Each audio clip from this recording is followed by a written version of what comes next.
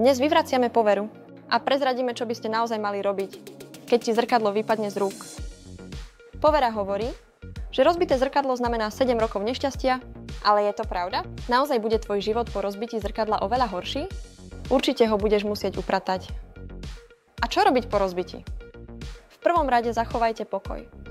Používaj ochranné rukavice, aby si sa neporezal, a kúsky skla pozbieraj handričkou alebo lepiacou páskou, aby ste odstránili čo najmenšie kúsky. 7-ročná nešťastná povera? Povera je len povera? Namiesto premýšľania o zlom osude možno sa zamysli, či to nie je znak, aby si kúpil nové zrkadlo? Ak sa vám rozbije zrkadlo, takže neprepadajte panike. Je to len sklo a ty budeš mať v živote veľa šťastia. Navštív našu stránku www.alfaram.eu a vyber si svoje zrkadlo.